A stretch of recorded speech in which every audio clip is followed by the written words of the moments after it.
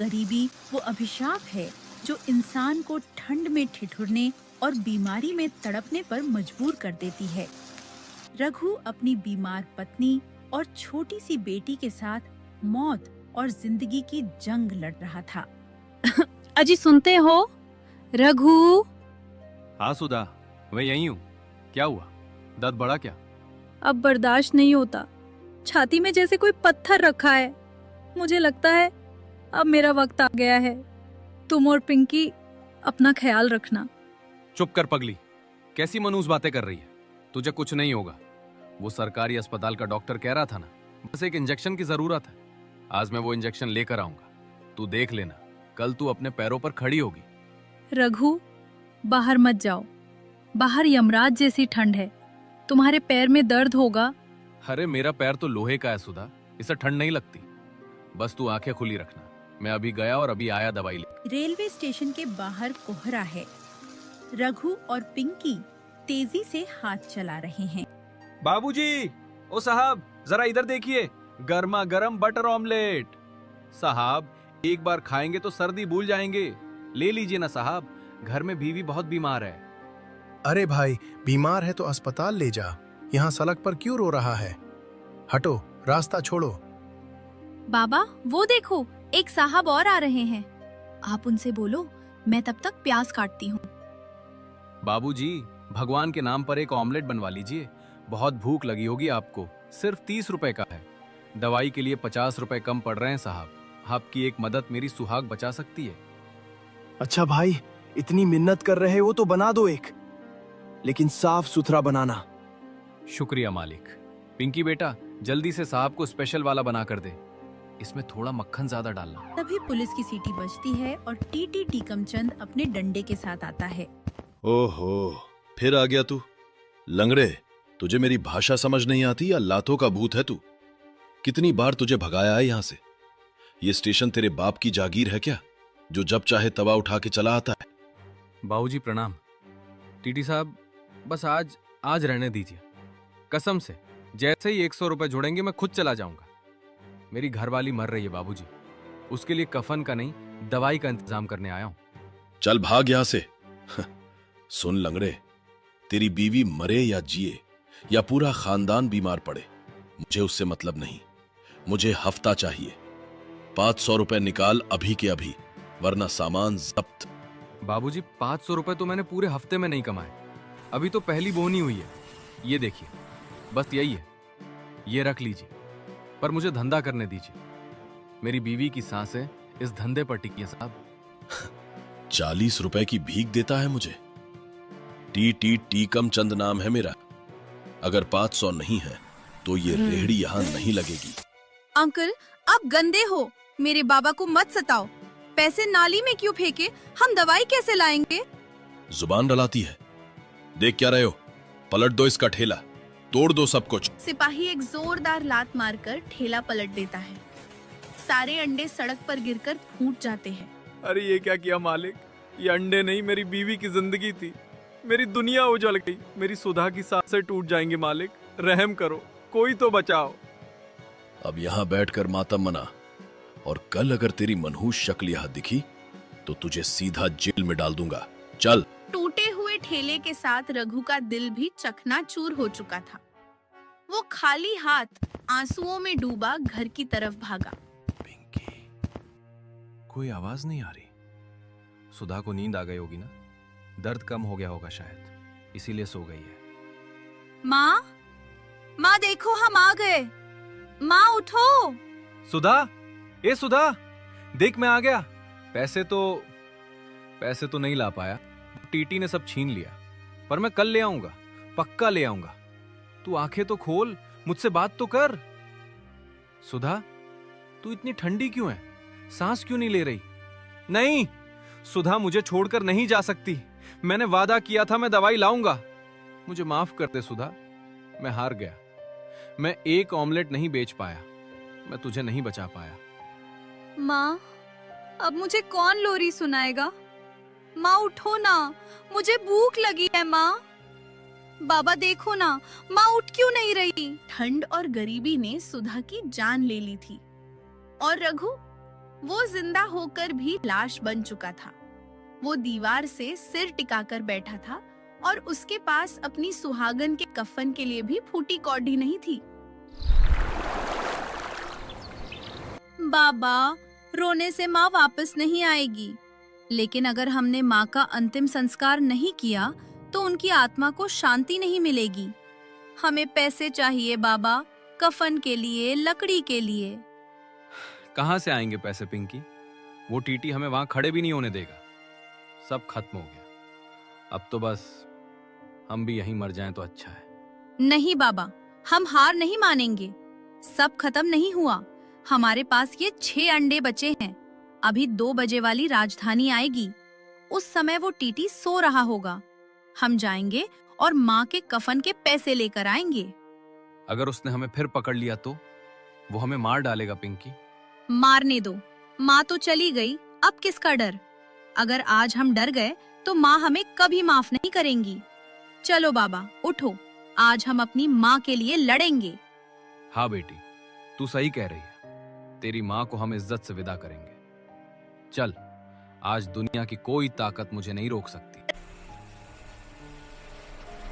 रात का सन्नाटा और घना कोहरा। रघु और पिंकी एक बार फिर उसी जगह पहुंच गए जहां उनकी उम्मीद तोधी गई थी। लेकिन इस बार वो डरे हुए नहीं थे। वो घायल शेर की तरह थे। गर्मा गर्म ऑमलेट, बाबूजी ऑमलेट, गरीब का ऑमलेट। अरे भाई, इतनी रात को क्या बात है? बहुत परेशान लग रहे हो। आंखों में आंसू क्यों हैं? क्या बताऊं बाबूजी, घर में मेरी घरवाली की मैयत पड़ी है। कफन के लिए पैसे नहीं है। बस ये 4 ऑमलेट बिक जाएं तो मेरी सुहागन की अंतिम विदाई हो सकेगी। ले लीजिए ना बाबूजी। हे भगवान, ये लो भाई, तुम ऑमलेट रहने दो, पैसे रख लो। जाओ जल्दी घर जाओ। नहीं बाबूजी, भीख नहीं लूंगा। मेहनत का ही खाया आज तक, आज भी मेहनत का ही लेकर जाऊंगा। ये लीजिए आपका ऑमलेट। तभी पीछे से भारी जूतों की आवाज आती है। तुझे मेरी आवाज समझ नहीं आती या कानों में सीसा भरा है? फिर आ गया दुकान लगाने। लगता है तुझे जेल की हवा खानी ही है। अंकल, प्लीज जाने दो। मेरी माँ सचमुच मर गई है। हमें बस कफन के पैसे चाहिए। आप हमारे पैसे मत छीनो। अरे वाह, क्या बहाना है। सुबह बीवी बीमार थी, रात को मर गई। तुम भिखारियों के पास नई नई कहानियां बहुत होती हैं। चल थाने, आज तो तुझे लाठियों से सीधा करूंगा। साहब, झूठ नहीं बोल रहा। चाहो तो घर चलकर देख लो।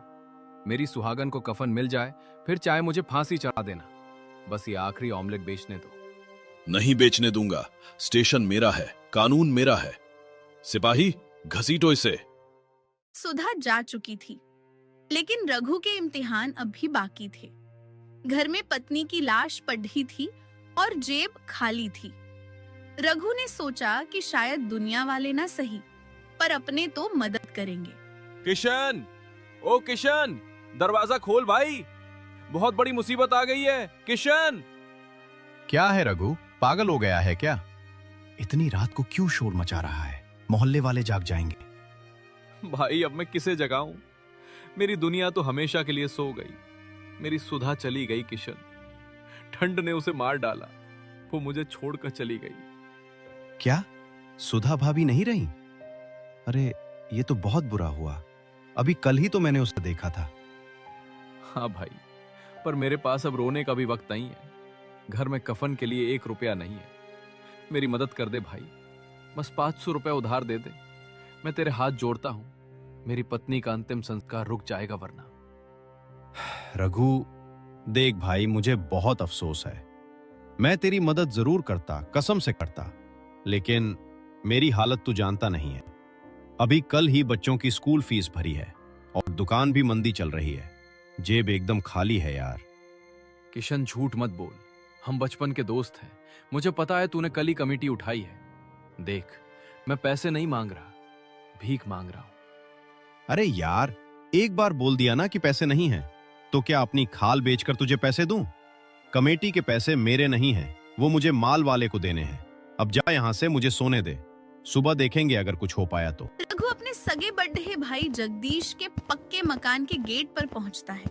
भैया, ओ जगदीश भैया, बाहर आओ, अनर्थ हो गया भैया। कौन है बे? अरे तू फिर आ गया अपनी मनहूस शक्ल लेकर। मैंने कहा था ना कि मेरे घर के आसपास भी मत भटकना। भैया आज पुराने झगड़े मत निकालो। आज आपकी छोटी बहू मर गई भैया, सुधा नहीं रही, हम अनाथ हो गए। तो मैं क्या करूं? जब तूने उस 2 कौड़ी की गरीब लड़की से शादी की थी तब मैंने क्या कहा था कि रघु ये तुझे ले डूबेगी। देख आज वही हुआ ना। अब क्यों आया है मेरे पास? भैया जो हुआ सो हुआ, पर अब वो मर चुकी है। अब तो नफरत छोड़ दो। मेरे पास उसके कफन के लिए पैसे नहीं है। हमारी खानदानी इज्जत का सवाल है भैया। अगर लोगों को पता चला कि आपकी बहू बिना कफन के पड़ी है तो दुनिया आप पर थूकेगी। दुनिया मुझ पर नहीं तुझ पर थूकेगी। जिसने जिंदगी भर भीख मांगी हो उसकी बीवी अगर कफन के बिना मर भी जाए तो कोई बड़ी बात नहीं। और सुन, इज्जत की बात तू मत कर। तूने अंडे का ठेला लगाकर हमारी नाक पहले ही काट दी है। भैया आप मेरे सगे भाई हो, खून का रिश्ता है हमारा। क्या एक भाई दूसरे भाई के आंसू नहीं पोंछेगा? बस 500 रुपए दे दो, मैं आपके पैर दबाऊंगा, आपके घर के बर्तन मांजूंगा। बस मेरी सुहागन को इज्जत से जाने दो। नहीं है मेरे पास फालतू पैसे। जिंदा थी तो तू उसे दवाई नहीं दे पाया, अब मरने के बाद उसे रेशमी कफन देगा? जा दफना दे उसे ऐसे ही। मेरे दरवाजे पर दोबारा मत आना। जगदीश अंदर जाता है और गेट जोर से बंद करता है। खटाक। वाह रे दुनिया, वाह रे रिश्ते। जीते जी दवाई के लिए भगाया और मरने के बाद कफन के लिए। अब मैं समझ गया, गरीब का ना कोई भाई होता है ना कोई दोस्त। उसका सिर्फ एक साथी है, उसकी भूख और उसकी लाचारी। अपनों की इस दुत्कार ने रघु के अंदर के डर को खत्म कर दिया था। अब उसे समझ आ गया था कि अगर सुधा को कफन देना है तो उसे किसी के आगे हाथ फैलाने की जरूरत नहीं, बल्कि अपना हक छीनने की जरूरत है। तभी बड़े साहब आते हैं।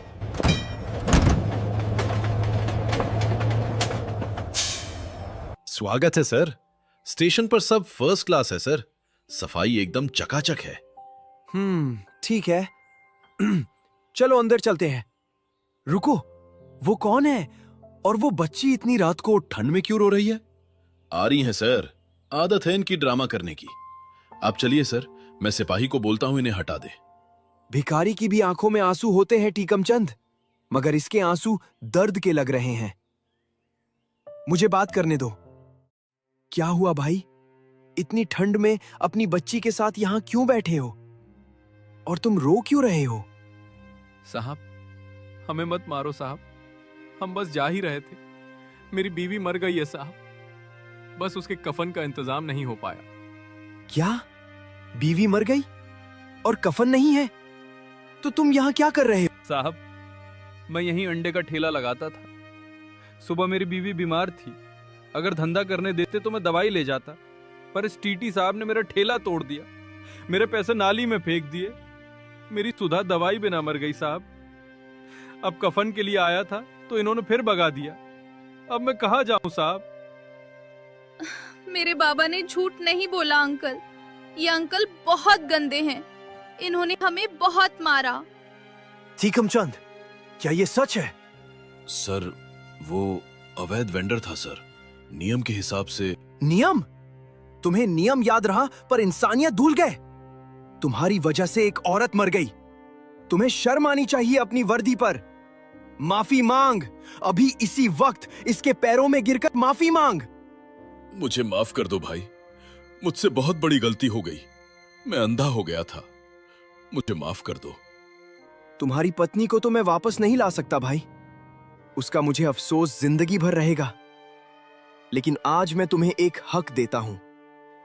आज से तुम स्टेशन के बाहर नहीं, स्टेशन के अंदर दुकान लगाओगे, और वो भी बिना किसी डर के। ये मेरा ऑर्डर है। तुम्हें रेलवे का परमानेंट पास मिलेगा। अब कोई टीटी या पुलिस वाला तुम्हें तंग नहीं करेगा। साहब आप भगवान हो, आपने मुझे और मेरी बेटी को नई जिंदगी दे दी। ये लो, पहले अपनी पत्नी का अंतिम संस्कार पूरे सम्मान से करो। कल से अपनी नई दुकान शुरू करना। बड़े साहब की मदद से रघु को पैसे तो मिल गए, लेकिन वो अपनी सुधा को वापस नहीं ला सकता था। अगली सुबह कोहरा छंट चुका था और सूरज निकल आया था, जैसे प्रकृति भी सुधा को विदाई दे रही हो। सुधा, मुझे माफ करना, मैं तुझे बचा नहीं पाया। शायद तेरी किस्मत में यही लिखा था। पर देख, आज तेरी विदाई किसी अमीर से कम नहीं हो रही। तेरा अपमान करने वाला टीटी अब जेल जाने वाला है। तेरा बलिदान बेकार नहीं गया सुधा। बाबा, माँ आप कभी वापस नहीं आएंगी ना? वो हमारे दिल में हमेशा रहेंगी बेटा। उन्होंने अपनी जान देकर हमारे लिए रास्ता खोला है। अब हमें रोना नहीं है, हमें उनकी कसम पूरी करनी है। अब हम जिंदगी में कभी हार नहीं मानेंगे। वक्त के मरहम ने जख्म भर दिए। जिस स्टेशन से रघु को धक्के मारकर निकाला जाता था, आज उसी स्टेशन पर उसकी एक पक्की और साफ सुथरी दुकान थी। साहब, आप आइए साहब, बैठिए। आज मेरी दुकान की चाय पीकर जाइए। अरे रहने दो रघु भाई, पैर मत छुओ। मैं तो इंस्पेक्शन पर आया था, सोचा देखूं कि मेरा फौजी दोस्त कैसा काम कर रहा है। सुना है पूरे शहर में तुम्हारे ऑमलेट की चर्चा है। साहब, ये सब आपकी देन है। अगर उस रात आप फरिश्ता बनकर नहीं आते तो शायद मैं और मेरी बेटी भी आज जिंदा नहीं होते। आपने मुझे सिर्फ दुकान नहीं दी साहब, आपने मुझे मेरी खोई हुई इज्जत वापस दी है। बेटा, साहब के लिए सबसे बढ़िया वाली चाय और स्पेशल ऑमलेट लाओ। नहीं नहीं रघु, मैं ड्यूटी पर हूँ, खाऊंगा नहीं। बस ये बताओ, अब कोई परेशान तो नहीं करता? वो नया टीटी ठीक है ना? अब कौन परेशान करेगा साहब? जब शेर का हाथ सिर पर हो तो गीदड़ पास नहीं आते। अब मैं सीना तानकर धंधा करता हूँ। पहले पुलिस की सीटी सुनकर छिप जाता था, अब सीटी सुनकर ग्राहक संभालता हूँ। सब बदल गया साहब। रघु ने साबित कर दिया था कि अगर इंसान की नीयत साफ हो और हौसला बुलंद हो तो वो राख के ढेर से भी उठ खड़ा होता है। सुधा तो चली गई, लेकिन उसकी यादें उस सुधा ऑमलेट सेंटर की महक बनकर हमेशा के लिए अमर हो गई।